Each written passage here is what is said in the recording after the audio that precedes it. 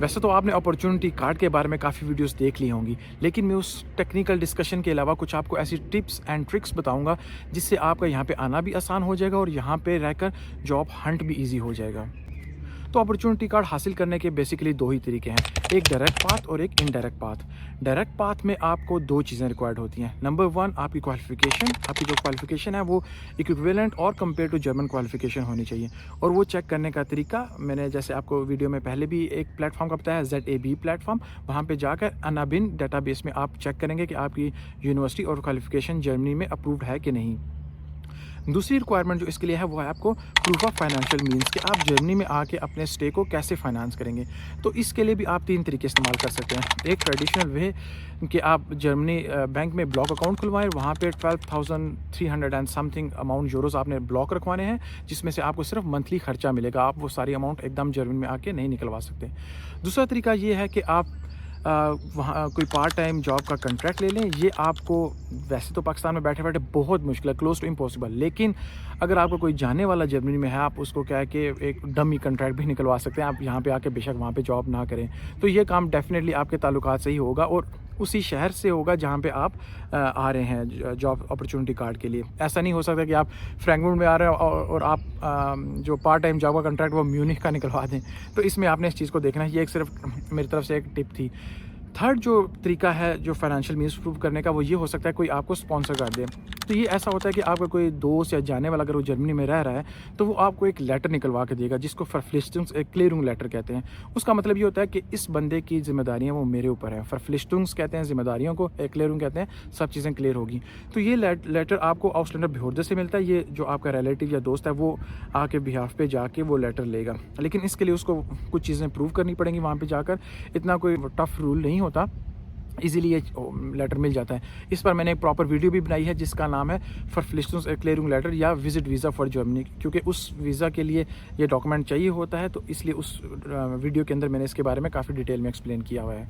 तो ये तीन तरीके हैं। Number one block account, number two job का कॉन्ट्रैक्ट आप ले लें कोई पार्ट टाइम जॉब का, नंबर थ्री आपको कोई स्पॉन्सर लेटर दे दें। तो इन तीन तरीक़ों से आप फाइनेंशियल मीन्स प्रूव कर सकते हैं, हाँ जी मैं अपने जर्मनी में स्टे को इस तरह करूँगा। तो ये इन तीनों में से एक भी लेटर जो भी आपके पास होगा वो, और प्लस अपनी क्वालिफिकेशन की वेरिफिकेशन का जो लेटर है जो आपने अनाबिन डाटाबेस से डाउनलोड करना है, ये दोनों चीज़ें लेके आपने एम्बेसी में अपॉइंटमेंट वाले दिन जाना है। तो ये आपके सारे डॉक्यूमेंट्स पूरे हो जाएंगे डायरेक्ट पाथ के लिए। तो अब हम चलते हैं दूसरे पाथवे की तरफ जो आप अपॉर्चुनिटी कार्ड के लिए यूज़ कर सकते हैं, जिसे कहते हैं इनडायरेक्ट पाथवे। तो इनडायरेक्ट पाथवे तब आप इस्तेमाल करते हैं जब आपका डायरेक्ट पाथवे सक्सेसफुल नहीं हुआ। इसका मतलब यह है कि आपकी यूनिवर्सिटी या आपकी क्वालिफिकेशन जर्मनी के इक्विवेलेंट या कंपेरेबल नहीं थी जब आपने अनाबिन डाटाबेस पे उसको चेक किया।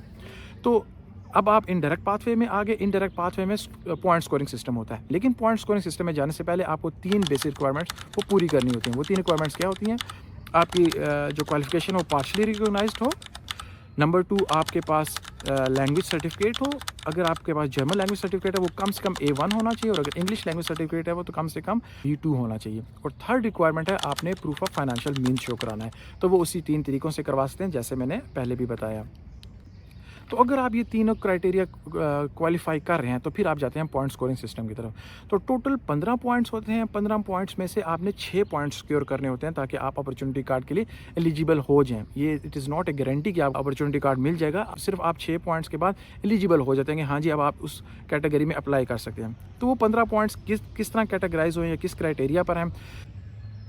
Qualification 4 points, age 2 points, language skills 3 points, professional experience 3 points, ties to Germany 1 point, spouse qualifying for opportunity card 1 point, qualification from bottleneck occupation 1 point। तो इस तरह ये टोटल मिलाकर 15 पॉइंट्स बनते हैं, और इन 15 में से आपने 6 पॉइंट्स मिनिमम सिक्योर करने हैं ताकि आप अपॉर्चुनिटी कार्ड के अप्लाई करने के लिए एलिजिबल हो जाएं। जैसा मैंने पहले भी कहा, ये सिर्फ एलिजिबिलिटी क्राइटेरिया है, it is not a guarantee कि आपको अपॉर्चुनिटी कार्ड मिलेगा। तो चलिए अब हम देखते हैं कि इन पॉइंट्स का मतलब क्या है। अगर एजुकेशन को देखें तो उसके मैक्सिमम है 4 पॉइंट्स। तो अगर आपने अपनी क्वालिफिकेशन की रिकॉग्निशन के लिए ZAB प्लेटफॉर्म पे, जिसका जिक्र मैंने पहले भी किया है, अगर आपने वहाँ पे अप्लाई किया है और वो पार्शली रिकॉग्नाइज हो जाती है तो आपको एजुकेशन के 4 पॉइंट्स मिल जाएंगे। इसी तरह अगर आपकी एज जो है वो 35 से कम है तो आपको 2 पॉइंट्स मिलेंगे। अगर बिटवीन 35 टू 40 है तो आपको 1 पॉइंट मिलेगा। तो लेट्स सपोज आपकी एज 35 से कम थी और आपकी क्वालिफिकेशन जो है वो पार्शली रिकॉग्नाइज हो गई है, तो आपके 5 पॉइंट्स यहाँ पे सिक्योर हो गए। और इसी तरह लैंग्वेज स्किल्स की अगर बात की जाए तो अगर आपके पास जर्मन A2 है लैंग्वेज स्किल तो आपको 1 पॉइंट मिलेगा। अगर आपकी B1 लैंग्वेज स्किल है या लेवल है तो आपको 2 पॉइंट्स मिलेंगे। उसी तरह अगर आपका B3 जर्मन लैंग्वेज लेवल है तो आपको 3 पॉइंट्स मिलेंगे। और इसी तरह अगर आप इंग्लिश के नेटिव स्पीकर हैं या C1 इंग्लिश का लैंग्वेज लेवल है तो आपको 1 पॉइंट मिलेगा। तो लेट्स सपोज आप अपॉर्चुनिटी कार्ड के लिए अप्लाई करें तो आपने तब तक B2 लेवल कर लिया है तो आपको 3 पॉइंट्स वहाँ से भी मिल जाएंगे। तो अब पहले आपने 5 पॉइंट स्कोर किए थे और 3 पॉइंट ये तो आपके अब टोटल पॉइंट्स 8 हो गए। और जो लोग भी अपॉर्चुनिटी कार्ड के लिए अप्लाई कर रहे हैं मैं उनको स्ट्रांगली रिकमेंड करूंगा कि जर्मन लैंग्वेज आप अपनी जितनी अच्छी कर सकते हैं उसको करें, वरना आप यहाँ पर आकर बहुत डिप्रेशन का शिकार हो जाएंगे। इसकी वजह यह है कि आप अगर पाकिस्तान में भी हैं तो आप कहीं भी बाज़ार में घूमने जाते हैं या किसी छोटी मोटी जॉब के लिए भी अप्लाई करते हैं तो आपको उर्दू या पंजाबी या पटवारी या कोई भी इलाकाई ज़ुबान आनी चाहिए। तो इस तरह जर्मनी में भी ऐसा ही है। आप लोकल शॉप्स में जाएंगे तो वो लोग इंग्लिश नहीं बोलते। बहुत कम होता है कि बड़े शहरों में कोई आपसे थोड़ी बहुत इंग्लिश में बात कर ले। अगर आपने उन लोगों में रहना है, पार्ट टाइम जॉब्स करनी है, उनके साथ काम करना है तो आपको जर्मन ज़ुबान सीखनी पड़ेगी। ये टिप आप अपने पल्ले बांध लें कि अगर आपने जर्मनी अपॉर्चुनिटी कार्ड पर आना है तो आपको जर्मन ज़ुबान सीखनी होगी। इसी तरह अगर प्रोफेशनल एक्सपीरियंस को देखें तो आपने अगर पिछले 5 साल में से 2 साल काम किया है तो आपको उसके 2 पॉइंट्स मिल जाएंगे। इसी तरह अगर आपने पिछले 7 साल में से 5 साल प्रोफेशनल काम किया, प्रोफेशनल का मतलब कि जो आपकी फील्ड है उससे रिलेटेड काम किया है तो आपको 3 पॉइंट्स मिल जाएंगे।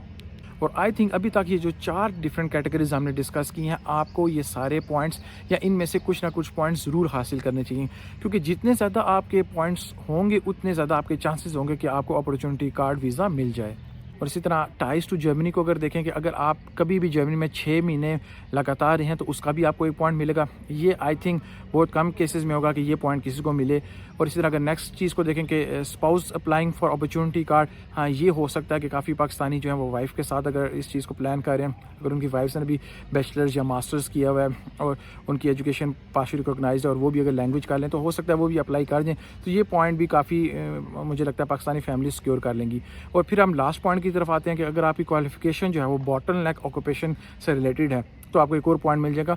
मेरे ख्याल से काफ़ी पाकिस्तानी जो हैं वो इस कैटेगरी में भी आ जाएंगे, क्योंकि इसमें नर्सिंग भी आती है, मैकेनिकल, आपकी programming, IT, software development, managerial post, तो काफ़ी ज़्यादा इसमें प्रोफेशन हैं जो बॉटलनेक से रिलेटेड हैं। तो ये पॉइंट भी शायद आप सिक्योर कर लेंगे। तो आई थिंक आपको जर्मन लैंग्वेज लाजमी करनी चाहिए और ये सब मिलाकर आप शायद 10 से 11 पॉइंट सिक्योर कर लें। और जो ये पॉइंट स्कोर कर लेगा उसके ज़्यादा चांसेस हो जाएंगे, क्योंकि आप ये चीज़ देखें कि ये अपॉर्चुनिटी कार्ड सिर्फ पाकिस्तान के लिए नहीं है, ये पूरी दुनिया के लिए। अब पूरी दुनिया से लोग अप्लाई करेंगे और आप खुद देखें कि कितना ज़्यादा कंपटीशन होगा।